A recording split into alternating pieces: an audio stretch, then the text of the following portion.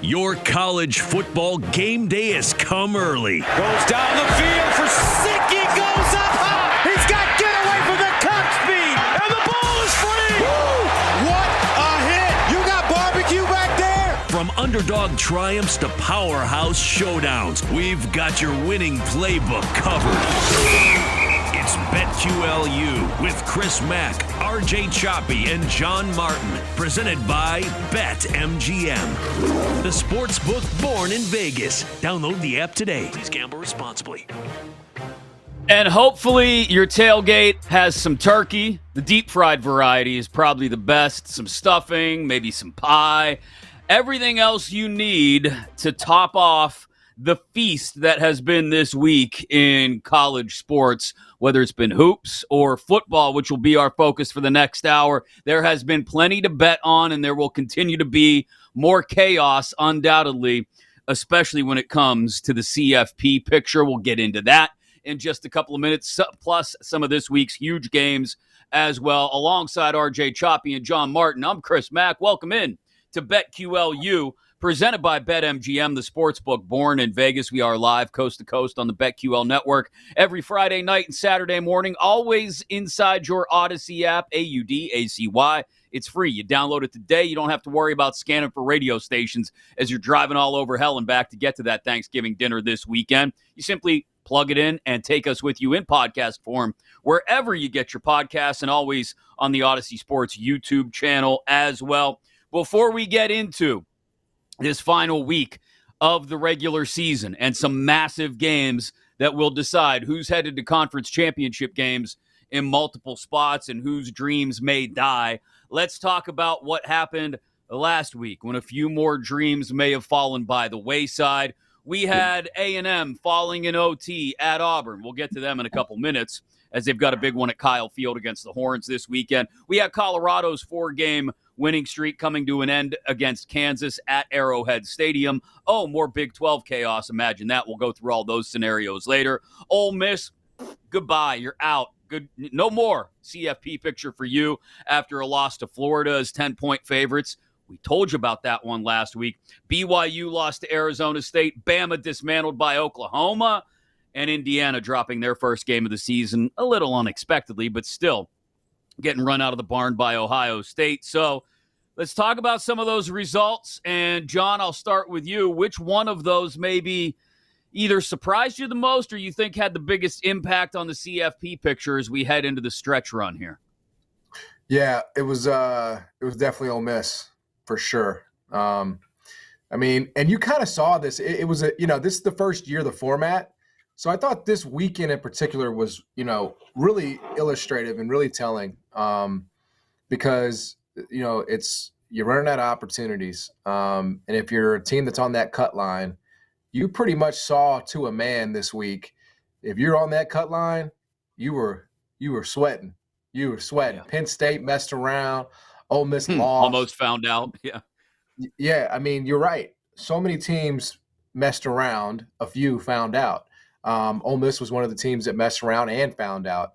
They were 13-point favorites at close against a Florida team that, up until 2 or 3 weeks ago did not know what they were going to do with their head coach Billy Napier. So for a team that throttled Georgia the way they did, to be basically out of this thing, barring some real chaos, I think that's definitely the most disappointing result of the weekend. But again, you saw a lot of those teams, and it's something I'll remember for next year, guys. Like, teams 8 through 12, 8 through 15, in week 13, if they're laying big numbers, I'm playing the dog, man.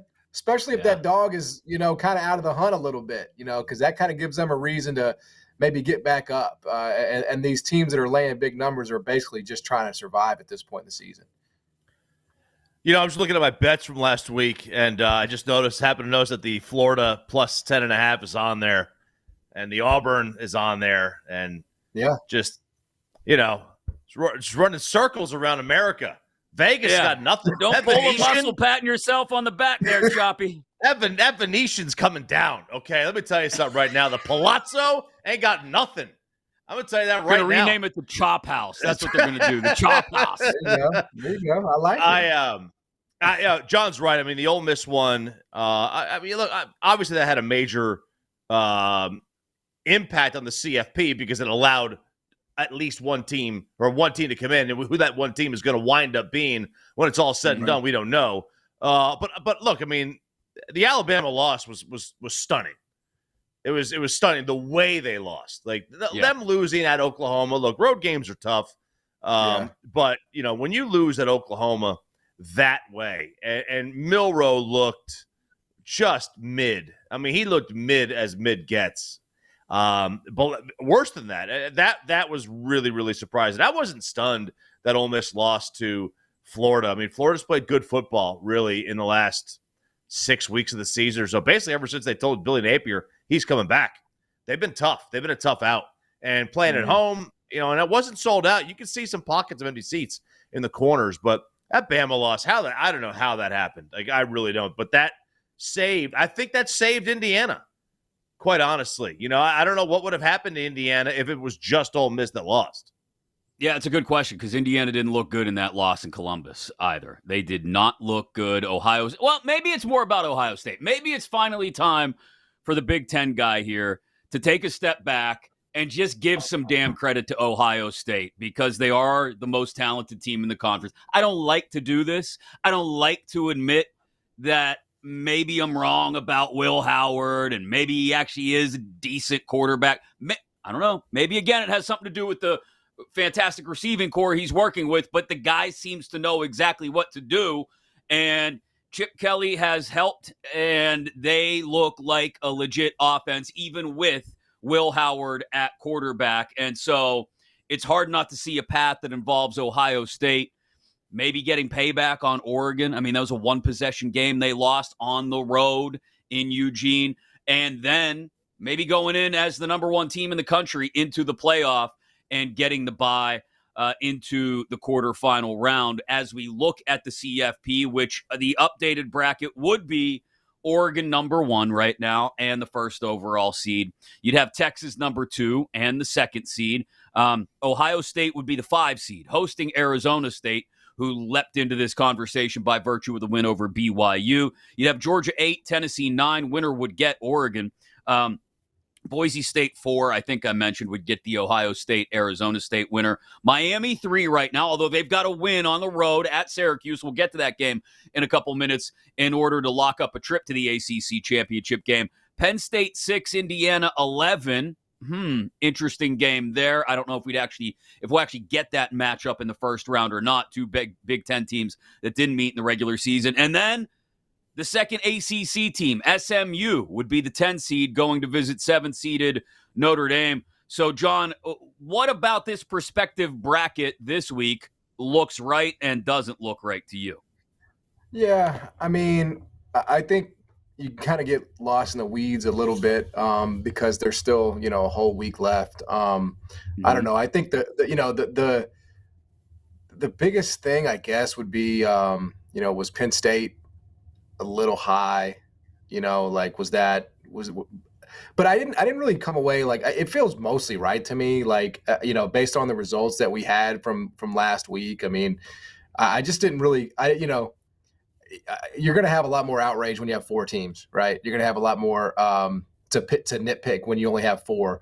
Yeah. I didn't really come away feeling like there was any great big team that got aggrieved or is too high or too I feel like it's mostly right. I don't think there's a big gap between 5 and 11.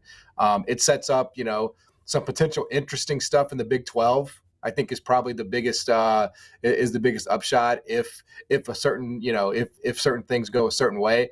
But I know it's not exactly a sexy answer, but I didn't come away like, oh, this is wrong. Yeah. I just feel like it was mostly right, Chris. I'll be honest.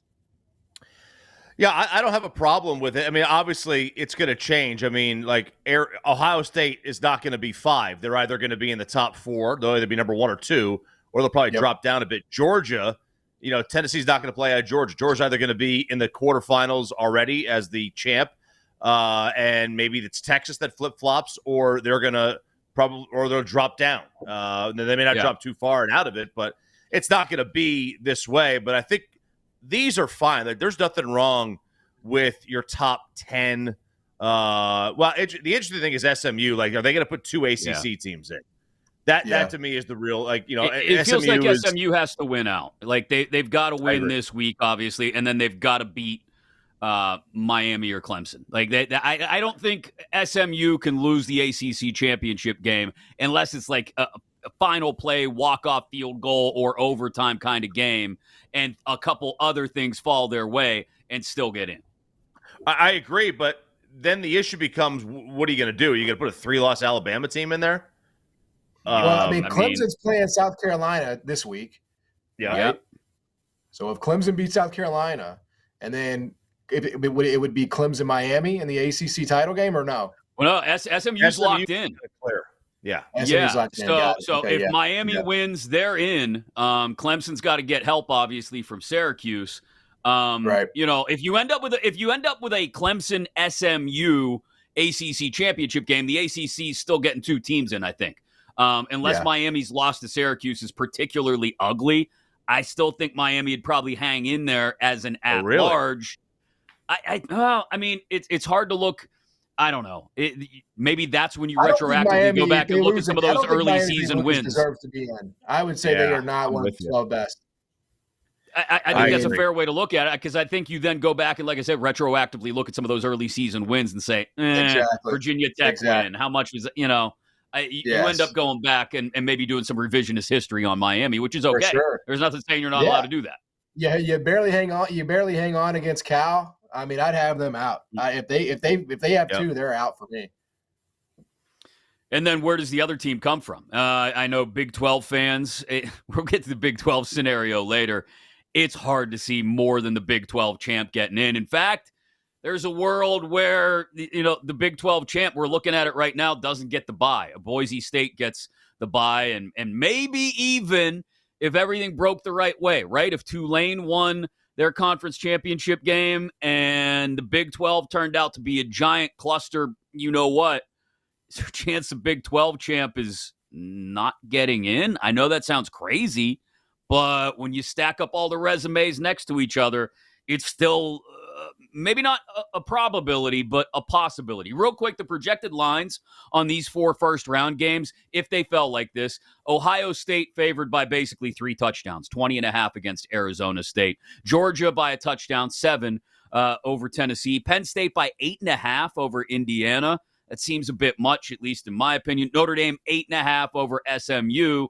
That feels like it might be a little much as well. I think that would be a tighter game, but any of these lines, they all feel like maybe, in the case of the Georgia, Tennessee, Penn State, Indiana, Notre Dame, SMU, John, I think you could bring all of those down a couple points, and they seem a little more realistic. Ohio State, Arizona State, I don't know. That's a tough read for me, especially if Arizona State is going into Columbus hot. Like, I don't think I'm laying 3 touchdowns there. No, I'm not laying 3 touchdowns. That Arizona State team is really feisty. And Scatterboo has been one of the best, players on offense in college football that doesn't get talked about. So I think, Dillingham would do enough there to keep that game at least competitive. I would definitely bet Georgia -7 with RJ's mortgage. There's no question about that. We just saw this game. I got a good rate, man. It's a really good rate. It's not as high as you think. Yeah, you're one of those. You're one of those guys.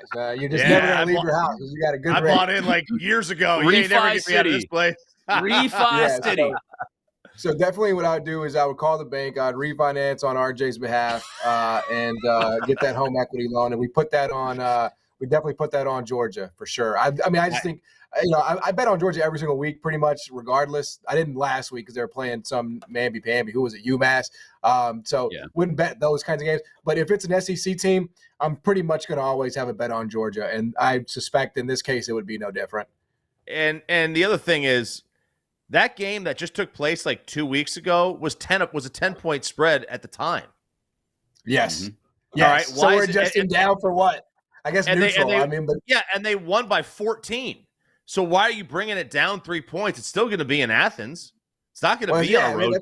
That makes absolutely zero sense. You're exactly right. It's like, so that just doesn't pass the smell test. Mm-hmm. It's not going to be 7.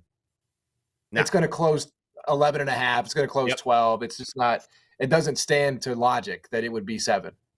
No, but that game's not going to happen, though, anyway, because Georgia's either going to win and move up or lose, and it'll and maybe move down a little bit. But it's not going to be – I don't think that game's going to happen. Well, we're going to dive into some games that are going to happen this weekend. Some of them massive. Teams' seasons are on the line, and it's got John choked up. But we're here for you to break it all down because that's what we do every weekend right here, live coast to coast on the BetQL network. You're locked in alongside John Martin and RJ Choppy. I'm Chris Mack. This is BetQLU, presented by BetMGM, the sportsbook born in Vegas. You've been listening to BetQLU, presented by BetMGM. If you missed any of the show, listen back anytime on the new and improved Odyssey app.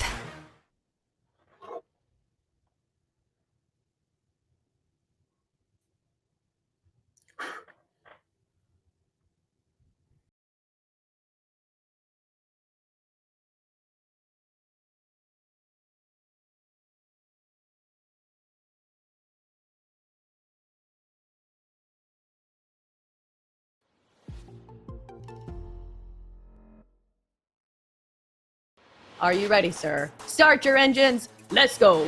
Astros money line versus the Marlins. Johnny Cueto, no thank you. Yeah. Oh, my goodness. How does this affect me personally? Which is absolutely bonkers to me. If you do the middle school math, is 117 yards per game that you gotta post each and every weekend. I knew it. Who has the upper hand? Do we think it's going to be the offenses or do we think it's going to be the defenses? How about Saturday's game? Let's just throw a random game out here. Like, I don't want to put faith in NC State. There's a chance we'll lose 13. outright. Who knows? Jinx is definitely not paying attention right now. He's just vibing to the music. Are you ready for the most interactive sports gambling show? Introducing BetQL's Send It In with PJ Glasser. We want to hear from you. Send It In is about your picks, your trends, and your fades. Share your thoughts, predictions, and your best daily best bets with the Send It In community. Set your reminders, mark your calendars, and get ready to send it in on weekday afternoons at 1 Eastern on Twitter, YouTube, and Twitch. On your home for wagertainment, the BetQL Network, presented by BetMGM. Go for the betting cycle on BetQL with Cody Decker, Cody Decker, former professional baseball player, turned professional smartass on the radio. sports handicapper Rob Brown, When Penix Jr. plays USC, he's getting 400 yards. cycling all the top plays, And Cody Decker, I think Florida can cover today. and one outrageous show parlay. 1, 2, 3. Let the chaos begin. It's Bet for the Cycle on the BetQL network, presented by BetMGM.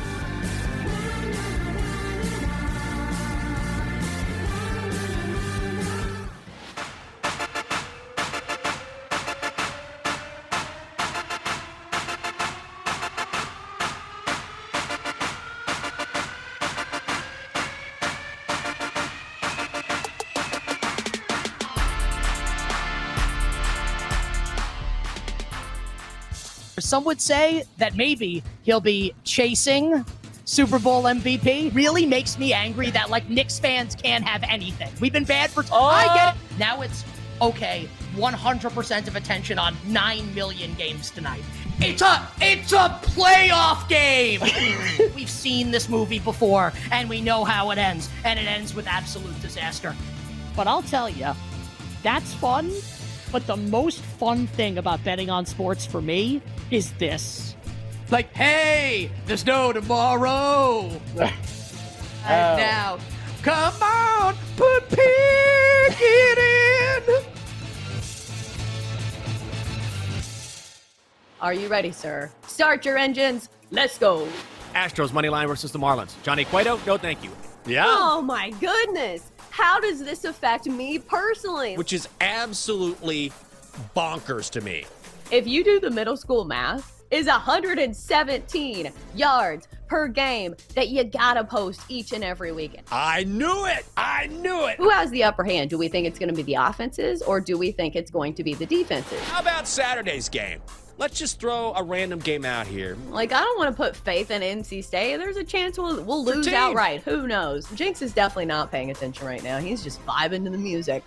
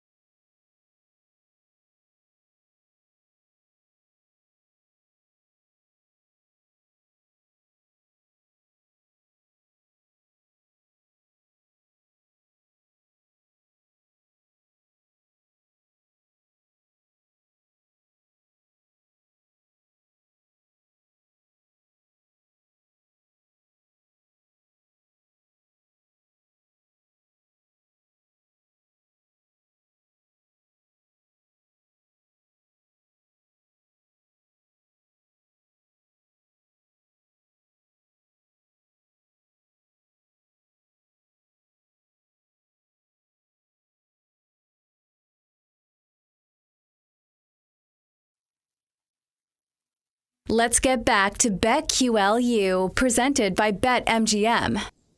Live coast to coast on the BetQL network alongside John Martin and RJ Choppy. I'm Chris Mack. This is BetQLU every Friday night and Saturday morning for you, getting you ready for that weekend's action. And you can always get us in podcast form inside your Odyssey app or wherever you get your podcasts. Just search for BetQLU and subscribe or follow today, and you'll get notified, reminded, all of it as soon as it's ready. Every single weekend. Can watch as well on YouTube on the Odyssey Sports Channel. We got to go over in a few minutes the nonsense that is the Big 12 and the scenarios for who ends up in the Big 12 championship game. Things a little simpler in the other three of the Power Four conferences in the SEC, Big 10, and ACC. But no, the Big 12, it's a bleep show, to say the least. Big game at Kyle Field in College Station, Texas. We'll get to that one in a moment. Miami has got to win their way in, speaking of the ACC, to that conference championship game on the road in Syracuse. We'll get to that one as well. But it's the game on the final week of the regular season every single year. This year it's being played in Columbus. Number 2 Ohio State Buckeyes hosting Michigan. The spread on this one, 21 in favor of Ohio State. Big old number in the Buckeyes' favor after they stomped Indiana last week and looked pretty comfortable in doing so. The total low for a game with this big a spread, 42.5. Michigan, down year for them. We know that. Their defense, though, has still been a bright spot for them. How do they handle an Ohio State offensive line missing a few starters? As the Buckeyes did have a couple moments where they didn't look fantastic against the Indiana defensive line, especially in short yardage situations. If the Ohio State running game should struggle at all, you wonder if they'd be comfortable opening things up behind Will Howard. I think they would at this point. He's been very good against the blitz, especially worth noting with Michigan's pass rush as it is, completing 72% of his passes, RJ, against the blitz, with 14 touchdowns to just 1 pick. That's per PFF. So, we've seen blowouts in this game, especially recently in the last decade or so. It's not just because it's a rivalry game. Throw the record books out, and it's always tight. That's a possibility, I think, especially this year, but I'm not feeling especially – I wouldn't be very wary of having to lay 3 touchdowns if I was hell-bent on betting the Buckeyes on Saturday. No, I wouldn't be hell-bent on laying that either. And it's very oddly specific. Minus 1587 on the money line. Is that I don't know if that's reference to the year the execution of Mary Queen of Scots happened. I don't know what the deal is on that one, but this is one of those There's no way you could get me to watch this game like with any seriousness, with any kind of cash on it. Like, Ohio State's down some offensive linemen. Michigan's terrible. It's just not. This is not going to be a fun game. It's not. The only thing that could save this game at this point is snow. A lot of snow. That would be kind of cool. But Ohio State is clearly, they got everything to play for. It's a rivalry game, but it could be one of those rivalry games that gets out of hand, and that kind of does scare me when deciding whether to place a bet here. I was going to say, does that keep you from smacking the under here, John? Because, I mean, there is a chance Ohio State gets up at some point. And in most games, that would be, hey, let's back off, let's throttle down. But this is Ryan Day, who's never beat Michigan and Ohio State, looking to make a statement. Yeah, I mean, it feels very much already priced in. That's a low total. That's a low number, 43.5. Yeah. I mean, we saw, Ohio State definitely poured it on there at the end of the Indiana game as well. So, yeah, I mean, I think I agree mostly with what RJ said. I just don't have really much interest in this game. It's certainly a shell of what it was a year ago. If you force me to pick a side here, I probably would, just based on what we saw from playoff teams last week, probably take the 21. Not love it, not want to watch any part of it, but just because we've seen teams get tight, when they're just trying to survive. So I would take the 21 here, but again, it would be a gritting my teeth and not at any point feel good about it. For what it's worth, Ohio State 6-5 against the spread so far this season. So, yeah, I think I'm with you, John. If I had to take a side on this, I'd take the 3 touchdowns and hope that it doesn't get out of control. But I wouldn't be holding my breath either that it doesn't stay. Look, they could win by 17. That's not necessarily an uncomfortably close win for Ohio State. They could do that and still not cover. As they just want to get to the Big Ten title game and have another crack at Oregon, I think, and the number 1 overall seed in the playoff. Saturday afternoon, I mentioned it, Miami's got to win to get into the ACC championship game. If they lose, it opens the door for Clemson. One of those two is going to face SMU in Charlotte in a week. Miami going to Syracuse, who hasn't been terrible this year. I think probably the clip that everybody's going to take away from what Syracuse has done to this point this year is probably the Kyle McCord 3 pick sixes in the first half against Pitt. Fairly or unfairly, McCord's actually played better than that this year. It's just that's the bad half of football that everybody in the country got to see. Syracuse's defense has been shaky. The other side of the ball, Miami's defense, also a concern. You can tell by the total. 67.5 on this one. They're expecting fireworks on the scoreboard. The spread at 10.5. I don't know if I'd touch a side in this one because it really feels like Miami is that clip that you see of a marathon runner getting to the end and they're kind of falling down and their legs are wobbly and they end up crawling to the finish line like, oh, I'm going to make it, I promise. And this could be not a loss, but like another, like the Cal game, like the Virginia Tech game. Miami just barely gets by the hair on their chinny chin. So I would not touch a side on this one. The total, given the crap defenses that are going to be playing, though, RJ, is a little tempting. It is a little tempting. In fact, it's a little tempting if it was maybe a couple points a little bit lower. That's a big number, man. That's a really, really, really massive number. I would stay away from this one. I would kind of lean towards Syracuse. But the problem is, they've laid some stinkers too. I mean, they got destroyed by Pitt. They lost to a Stanford team. Stanford's not very good. So it's not like either team has been without their warts this year. But certainly if you're going to play one, it is the total is the one that you would play. I think it's a little bit touch too high.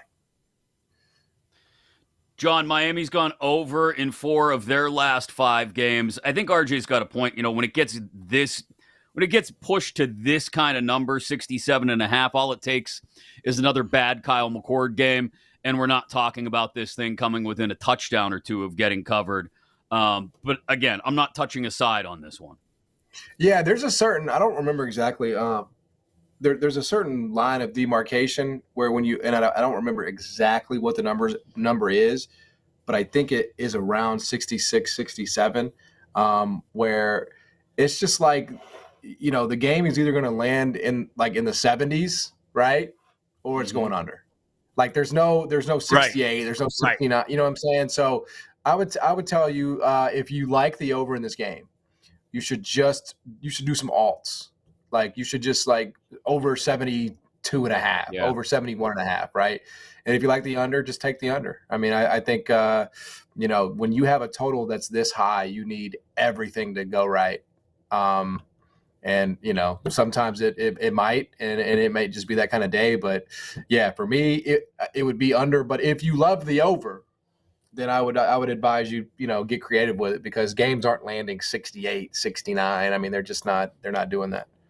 Yeah, get creative, maybe ladder it a little bit, put a little bit of icing on the cake. If it does go over, like you said, and it goes over big, that's not a bad look either. The big one on Saturday, it's for Texas A&M's life.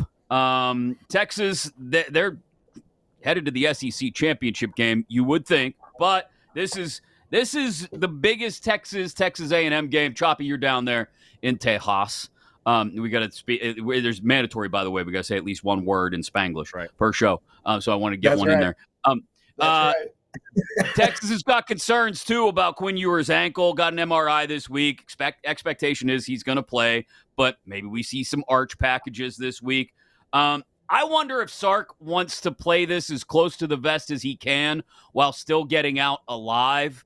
Doesn't want to take too many risks, take too many shots downfield because of Ewers' ankle, doesn't want to expose him to that A&M front, especially in front of that. I mean, if 100,000 people foaming at the mouth at Kyle Field on Saturday night. Just what's your read on this thing? Texas laying 5.5 to 6, depending on where you find it, in what is a do-or-die game for the Aggies. I am on Texas A&M. This is one of the games I have this week. I listen. This is an amazing. There's a couple of amazing stats here. When Texas plays this game, they will tie UMass for having 2 games against teams in the SEC with a winning record. They've played 1 all year. Wow. Texas has played 1 SEC team with a winning record, and that was Georgia. We talked about this at the beginning of the year, right? Like their schedule, it was like they got a gold-plated engraved invitation for their first year in the SEC. Yeah. Yeah, they have. And, the other thing is that they've barely played a road game. They went to Michigan early on, okay? And, that's a solid road environment. But, they had the Red River shootout. That's a neutral field. Then they went to Vanderbilt, and Nick Saban told us that's the worst, home field in the country or in the SEC.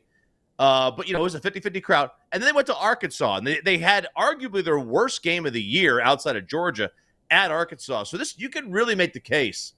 This is their second real road game of the year. And we're at the last week. So I don't know, man. Like I think that they're going to go into something that they're not prepared for, and you can't get this late in the year and barely play any road games and expect to have any kind of strong impact on you. It's also interesting too that Colin Klein, who's the OC now at A&M, John, put up 30 against Sark's defense last year at Kansas State. I don't know if you want to bake anything into that there as well, but this is a little different because you've got Marcel Reed at quarterback as opposed to Will Howard, and I think he's still somewhat limited in some of the stuff that he can do. But being limited in what they can do can also sometimes lend itself to, hey, it's simplicity. We're at home. Go play ball, kid, and see what happens. Yeah, I mean, I think this is the moment and the spot that everybody has been waiting for all year long with Texas, outside of the Georgia game. And so, look, I love Texas's defense. To have lost the things that they've lost, and still come back and be that caliber of unit, I think is really impressive. But look, we all watch the Texas offense. Like we all see it every single week. It's hard to ignore. It's hard to ignore how anemic it can look at times. If people are saying that Quinn Ewers isn't healthy, they don't think he's necessarily all the way there. Arch Manning's probably the better prospect, probably the better player. So, yeah, I get it. I mean, I get it. I get why there's a lot of skepticism. They haven't played anybody.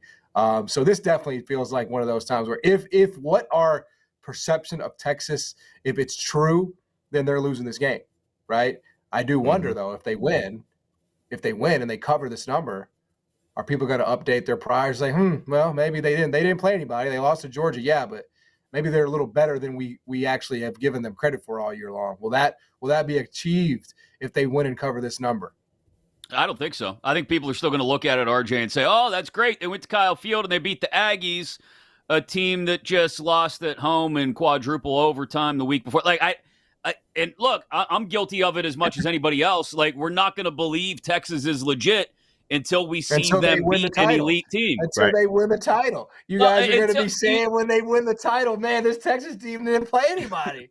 Oh, don't you worry. We'll say that. Don't you worry about that, right? We say that with the Big Ten every time they win a title. Every dozen years or so, when the SEC allows the Big Ten to win one, we always say, well, they're fresh. They didn't play anybody all year, and that's what you're gonna say. That's what we're gonna say about Texas. They're a fresh team.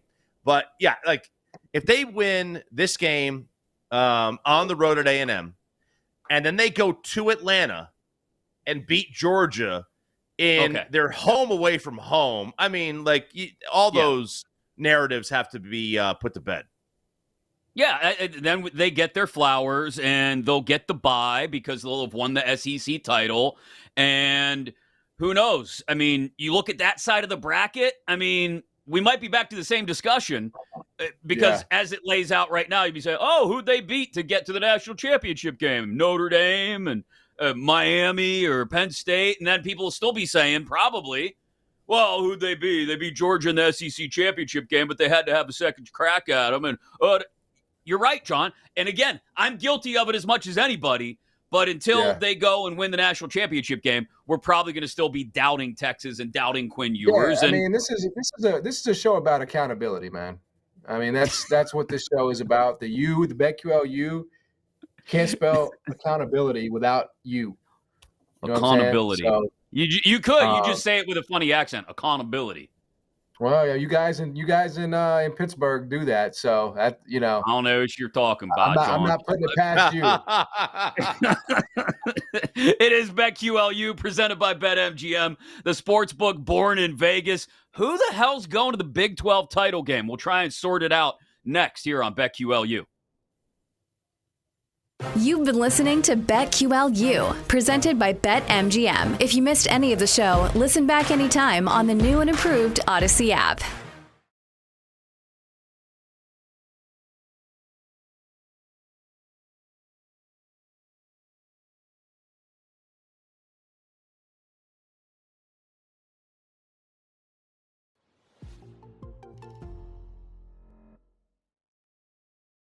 Are you ready, sir? Start your engines. Let's go. Astros money line versus the Marlins. Johnny Cueto, no thank you. Yeah. Oh, my goodness. How does this affect me personally? Which is absolutely bonkers to me. If you do the middle school math, is 117 yards per game that you gotta post each and every weekend. I knew it. Who has the upper hand? Do we think it's going to be the offenses, or do we think it's going to be the defenses? How about Saturday's game? Let's just throw a random game out here. I don't want to put faith in NC State. There's a chance we'll lose outright. Who knows? Jinx is definitely not paying attention right now. He's just vibing to the music. Are you ready for the most interactive sports gambling show? Introducing BetQL's Send It In with PJ Glasser. We want to hear from you. Send It In is about your picks, your trends, and your fades. Share your thoughts, predictions, and your best daily best bets with the Send It In community. Set your reminders, mark your calendars, and get ready to send it in on weekday afternoons at 1 Eastern on Twitter, YouTube, and Twitch. On your home for wagertainment, the BetQL Network, presented by BetMGM. Go for the betting cycle on BetQL with Cody Decker. Cody Decker, former professional baseball player, turned professional smartass on the radio. Sports handicapper Rob Brown. When Penix Jr. plays USC, he's getting 400 yards. Cycling all the top plays. And Cody Decker, I think Florida can cover today. And one outrageous show parlay. 1, 2, 3. Oh! Let the chaos begin. It's Bet for the Cycle on the BetQL Network, presented by BetMGM.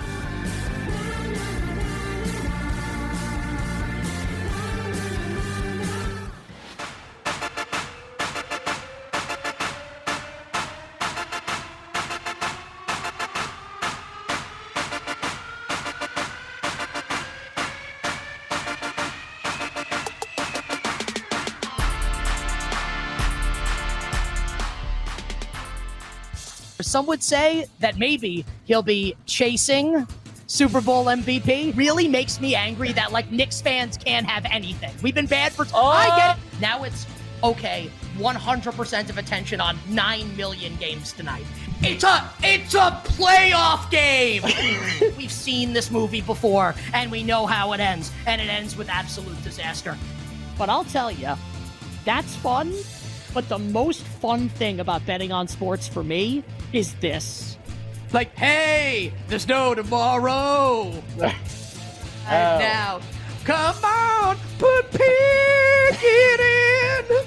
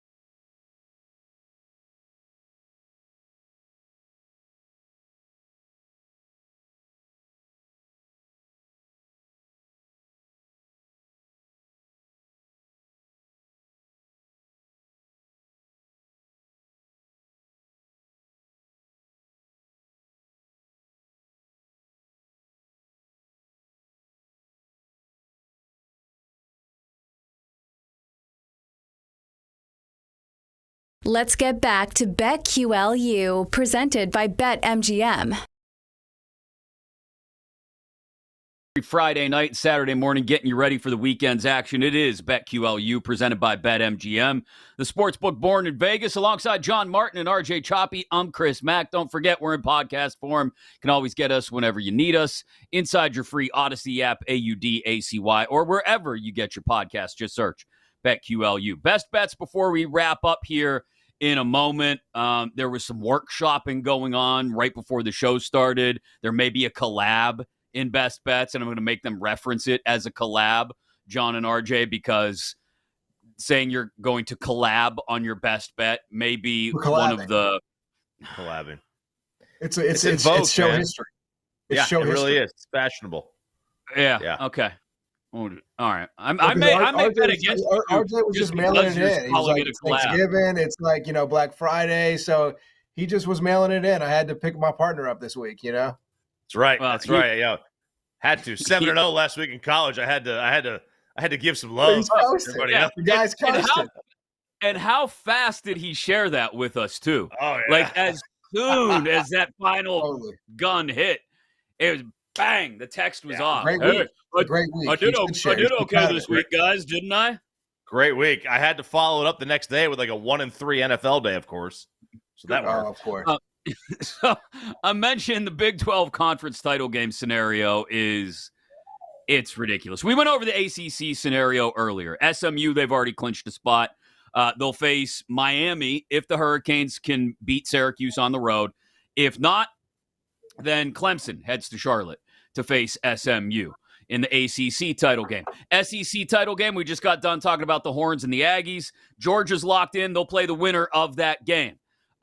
Big Ten, Oregon, locked in. Took the conference powers that be a little while to figure it out. But Oregon is locked in, and Ohio State will clinch their spot with a win over Michigan. If something crazy should happen, a Penn State win over Maryland would put them in if Ohio State were to lose to Michigan. If they both lose, then Indiana would get in with a win over Purdue, but don't hold your breath for that one.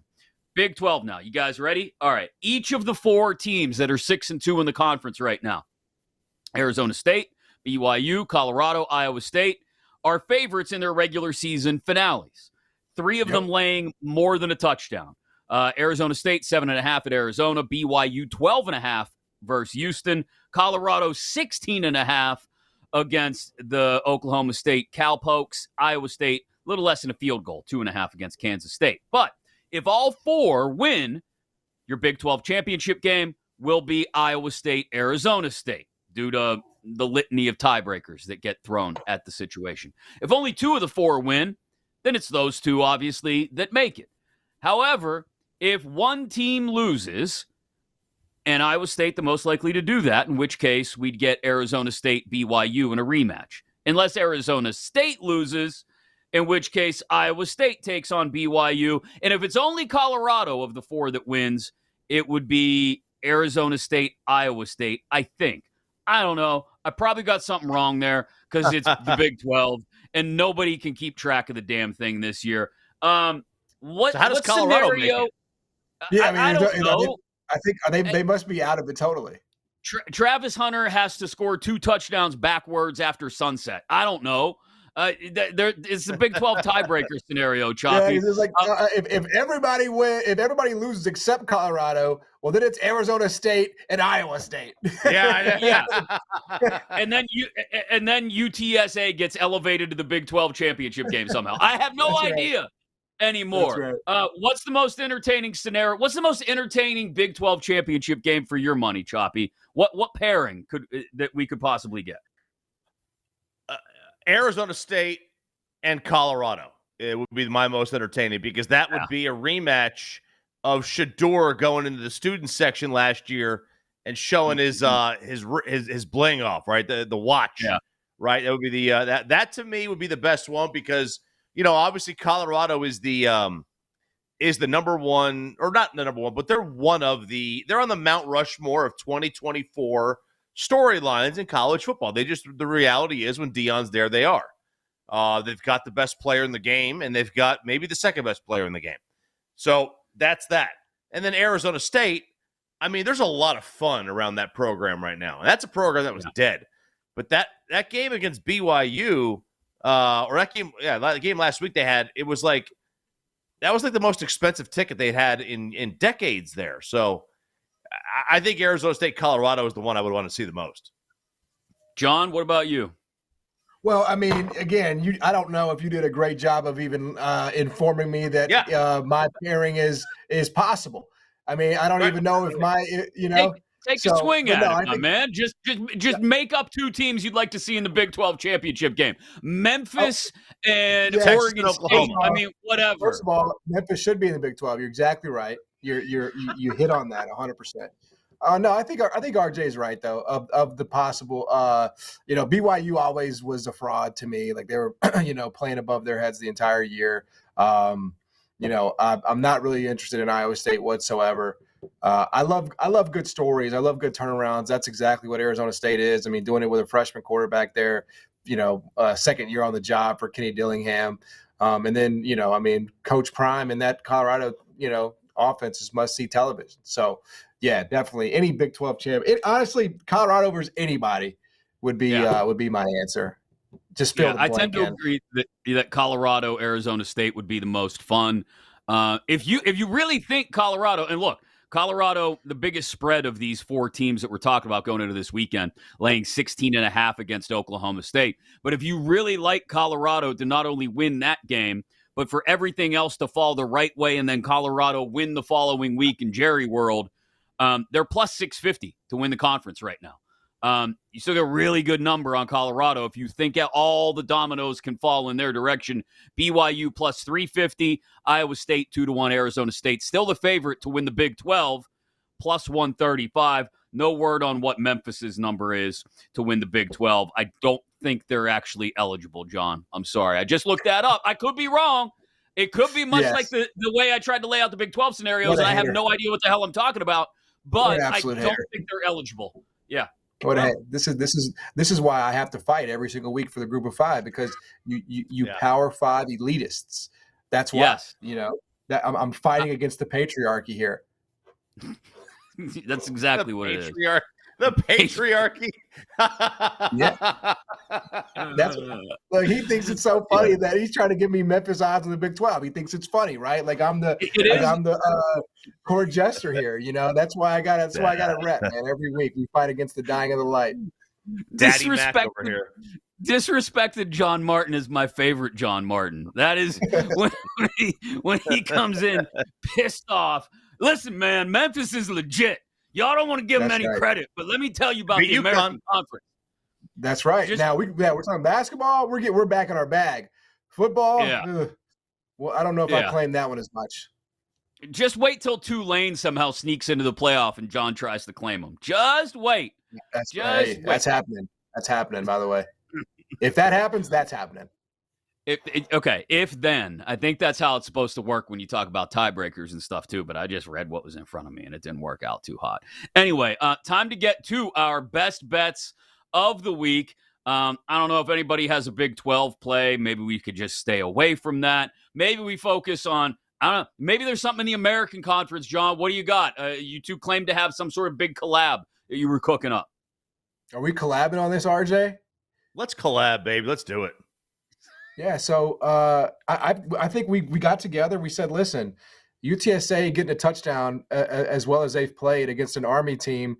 I don't believe that a team has covered a week after playing Notre Dame. I think every single team that's played Notre Dame is winless the next week against the spread. Also, Army still has 2 games left, guys. They already have their spot in the AAC title game against Tulane. That's sealed up no matter what. But then they still have to play Navy. Do we really think they've talked about UTSA? I mean, they just got their heads beat in by Notre Dame. They got 2 more, much bigger, more important games than this one coming up. I think this is a tough spot with a UTSA team that can move the football, as you know, RJ. So RJ and I are going to collab here. We're gonna go UTSA getting a touchdown here against Army. Yeah, and I'm taking the over too in this one. Just John doesn't have to. He doesn't have to co-sign with this. UTSA is an amazing over partner. I mean, we would go over as a 3-man team if we played UTSA because they would at least score 98. But that's the point. 54.5 is the over. So we're taking the +7. I'm gonna be on the over side as well. I actually don't hate this bet, so I can't go against it. I can't. I hate to say that I'm in collab. I'm not fading the collab because I actually think it makes a ton of sense. Sounds like you are. No, I'm totally on board. You know what? If this were a late 90s hip hop video and you two were collabing, I would be the engineer just sitting at the board nodding my head, pretending to push the faders up and down. Yeah. I'm that guy. I like it. I like it, man. I like it a lot. So I am going to, I'll throw a couple out there that I really like, actually. I've been a big fan of UNLV all year, even when they've stumbled. They are laying a massive number to Nevada this week. I don't care. 17.5. They're going to cover it so that they can get into the Mountain West Championship game, emphatically making a point before they take on Boise again in a rematch and have a chance to shock the world and shake up the CFP by maybe upsetting Boise in that Mountain West Championship game. So I think UNLV makes a statement against Nevada, even laying 17.5. And then I'll be a bit of a homer because it's a massive number, but I feel like Penn State doesn't have a conference championship game to go to unless Ohio State falls on their face against Michigan. So this is their last chance to really make a statement. And given the schedule that they've had laid out in front of them, there haven't been a lot of points along the way to make emphatic statements in victories. This is an opportunity to do so at home against a really bad Maryland team. Yes, it's a big spread, 24.5, but I'm going to lay a couple of really big spreads this week with my best bets. UNLV laying 17.5 at home against Nevada in their regular season finale, and Penn State on senior day as well against Maryland laying 24.5. And I may even get in on the John Martin, RJ Choppy, UTSA collab as well, getting 7 on the road at Army. And we'll break it all down next week when we'll have conference championship games to preview as well. Thanks for joining us. Don't forget, you can get us in podcast form so you don't have to listen to your kids arguing in the backseat while you drive to another Thanksgiving dinner. Just search BetQLU wherever you get your podcast. For RJ Choppy, for John Martin, for producer Zach Kroll, I'm Chris Mack. This has been BetQLU. You've been listening to BetQLU, presented by BetMGM. If you missed any of the show, listen back anytime on the new and improved Odyssey app.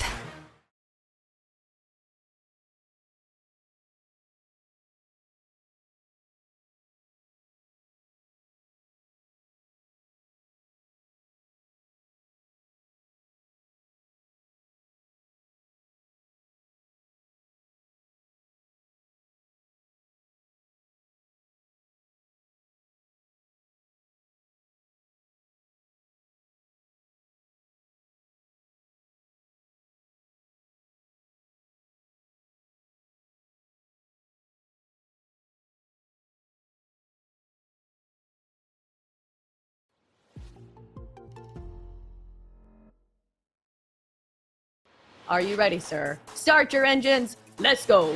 Astros money line versus the Marlins. Johnny Cueto, no thank you.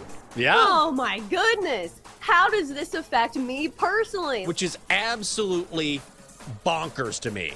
If you do the middle school math, is 117 yards per game that you gotta post each and every weekend. I knew it.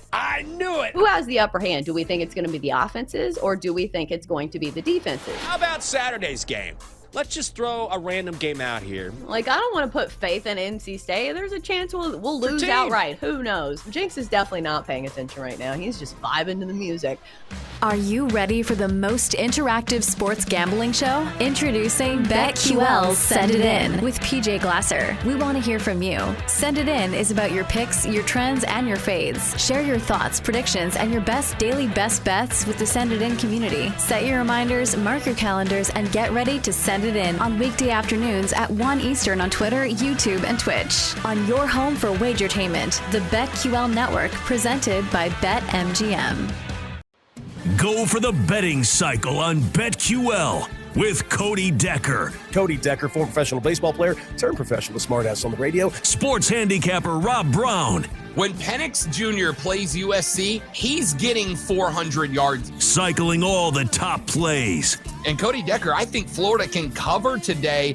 And one outrageous show parlay. 1, 2, 3.